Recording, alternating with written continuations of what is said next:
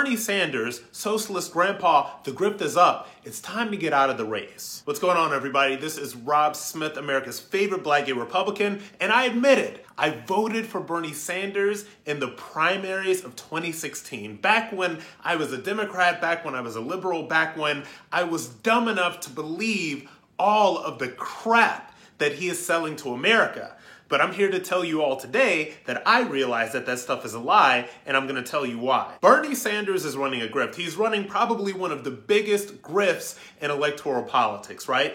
This is somebody who has probably never made a single dollar that wasn't from the taxpayer's dime. This is somebody that got kicked off of a socialist commune because he didn't do enough work, because he wanted to sit around and talk about this socialist utopia that he wanted to create all day, and when it came time to actually do the work, he could not do it. This is a guy who, when confronted by a voter who believed in capitalism, said, well, if you write 3 best-selling books, you can be a millionaire and have 3 houses as well.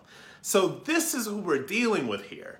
And I feel so sorry for everybody who has bought into the idea of revolution, who's bought into this idea of this socialist utopia that has been pushed by a person who's never worked an honest day in his life and has been on the taxpayer's dime ever since. Not only are you hiding facts about your health from people after you had that massive heart attack a couple months ago that apparently we're not able to ask about. We're not allowed to ask about that because it would be impolite to ask a senator in his late 70s running for president if that heart attack really was as serious as some of us think it was. You're angry. You're too old for this, you're ornery, you're not all there, and you are the Pied Piper of socialism, leading your cult-like followers into this utopia that doesn't exist. You want them to give up every single thing that makes them comfortable while you give up nothing.